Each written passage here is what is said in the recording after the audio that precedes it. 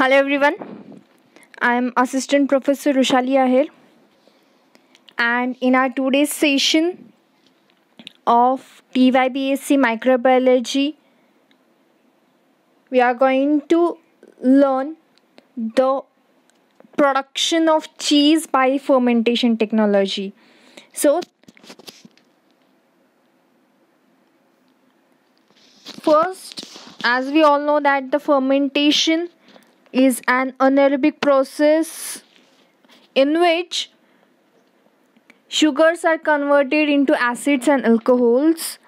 And when we deal about the food processing or the formation or the production of the different types of food products with the help of fermentation process, here in this process there is conversion of carbohydrates into alcohols or organic acids using various different kinds of microorganisms like yeast or bacteria under anaerobic conditions. Okay, so we'll move towards our actual topic now. Cheese. Now, cheese comes in many varieties, and these varieties are dependent or determined according to its ingredient, then processing and characteristics of the cheese. Now, what is cheese? The cheese is a food made from the pressed curd of milk, which is firm and elastic or soft and semi liquid in texture. First, the milk is converted into curd and then it is pressed so that whey or the liquid from it is easily removed, and the soft elastic material which we get after pressing the curd, it is known as cheese. Or it can also be defined as a food consisting of a coagulated, compressed and usually ripened curd of milk separated from the whey. Whey means a liquid removed or the waste material removed from the curd. When the curd is completely ripened, coagulated and it is compressed. After compression, the liquid or the whey gets separated and remaining coagulated material is known as cheese. And in our this unit we are actually going to see the production of cheese by the fermentation process using various microorganisms. Now, cheese consists of different types of proteins, fats from milks of different animals. It may be of cow, buffalo, goats, or sheep, or it may be the blend of all the different types of milks, and it is produced by coagulating the milk protein, which is casein, and it can be made using pasteurized or raw milk. It is not necessary that we need to use only pasteurized milk. We can also use raw milk for the production of cheese. Whenever we use a raw milk, it imparts different flavor and texture characteristic to the finished cheese or the produced cheese. Now, when we deal with the history of production of cheese, in the previous eras, the cheese used to be produced inside the calf stomach. The young calf used to be cut, and in his stomach intestine the milk used to be poured, and then it was kept for overnight. After overnight, the milk used to get coagulate, and that coagulate milk was used for the consumption purposes. Later on, various studies were carried out by different scientists, and Louis Pasteur, he first identified that it was the rennet enzyme present inside the calf's stomach which was responsible for the coagulation of milk protein. And after many studies, this rennet enzyme was genetically transferred into lactic acid bacteria, and further, in nowadays, the cheese is produced by using microorganisms with the help of fermentation processes. Now, depending on the type of milk used, then length of aging, texture of cheese, making method, fat content, and the milk source, there are different types of cheese. And these different types of cheese are used for the various different purposes. Now, which are the different types of cheese that we will study in detail? The first type of cheese is the soft cheese. Now, name itself indicate the cheese which is produced here is soft, smooth, and creamy in texture. It is just like a cream texture it has.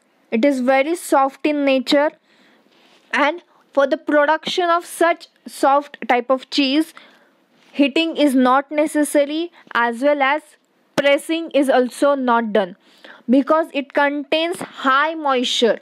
Near about 50 to 80% moisture is present in the soft cheese, and it has various uses, like it is spread on breads and crackers.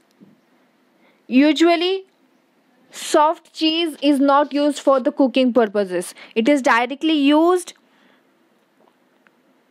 to spread on the breads and consumed directly. There are various examples of the soft cheese. There are basically three types of soft cheese. One is unripened or fresh soft cheese. Now, unripened means these cheese is not ripened or not aged after production, मतलब produce करने के बाद immediately उसे use किया जाता है, उसके as करने के लिए या फिर राइप करने के लिए नहीं रखा जाता. Such type of soft cheese is known as unripened और fresh soft cheese. Such unripened cheese have very short lifespan, and the examples of unripened soft cheese are cottage cheese, ricotta cheese, then mozzarella cheese, or cream cheese are the examples of it. Then the second type of soft cheese is ripened cheese. Now, ये जो cheese होता है, after production of this soft cheese, it is aged for some time, and after ageing this cheese is used for the consumption purposes. Now, the example of ripened cheese are Camembert, Brie, and Cariocotta. And the third type of soft cheese is salt cured or pickled soft cheese. Now, such type of soft cheese consists high amount of salt. For example, in feta or Dauphine cheese are the examples of salt cured pickled cheese. So this was the first type of cheese. The second type of cheese is semi-soft cheese. Now these semi-soft cheese are more firm and compact as compared to the soft cheese, and the moisture content in it is near about 39 to 50%. And now these cheese the semi soft cheese can be used for the cooking purposes. Now, depending on the type of microorganism used for the production of semi soft cheese, it is divided into two subgroups. One is ripened by mold growth. Such type of semi soft cheese is prepared with the help of molds, and it is also known as blue or wine cheese.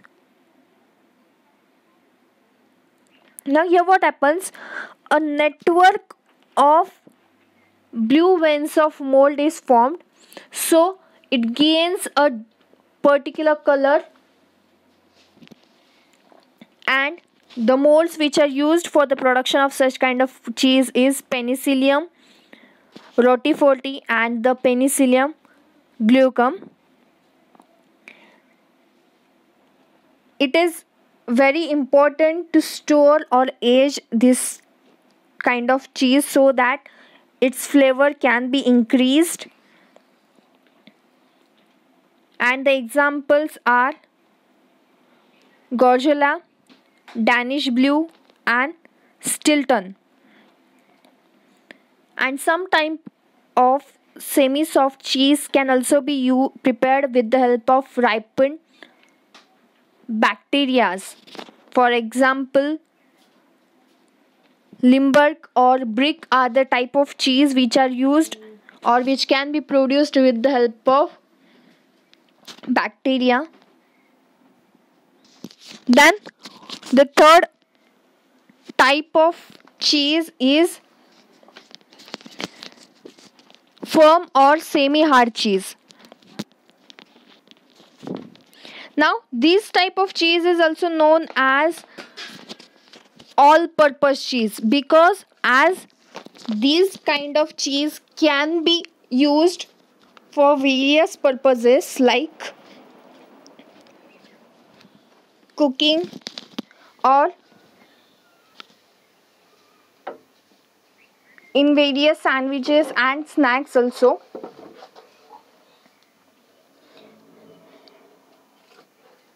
It contains very less amount of moisture, near about 34 to 45% of moisture is present in this.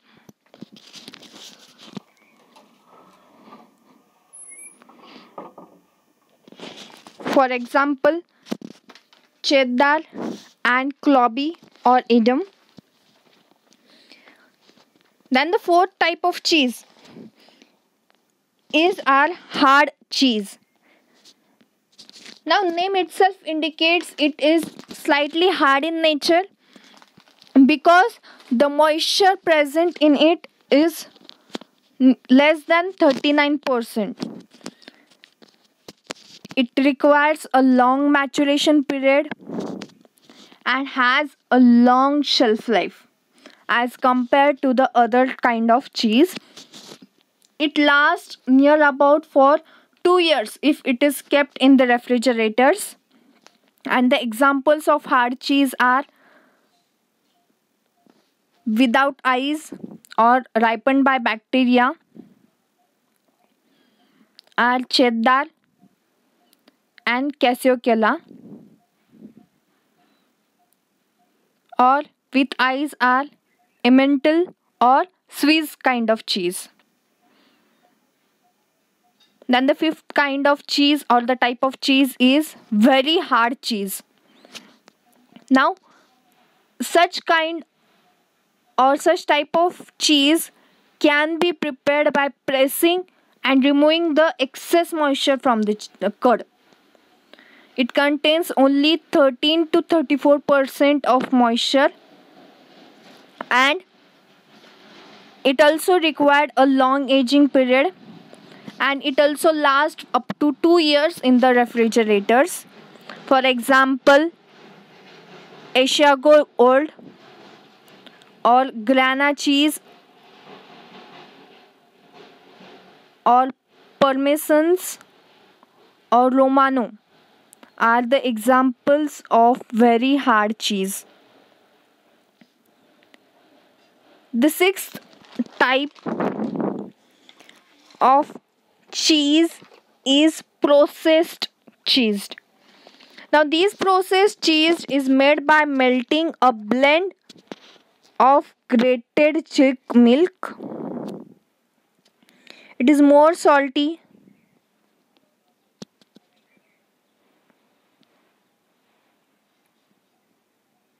The different kinds of food colors are added in it, and flavors and seasonings is done. It can be used for cooking purposes, and it also has a long shelf life period. The examples of processed cheese are processed cheese slices or cheese spreads. So, these are the various types of cheese present inside the market produced by the fermentation process. Now, this is the simple pathway of lactic acid bacteria.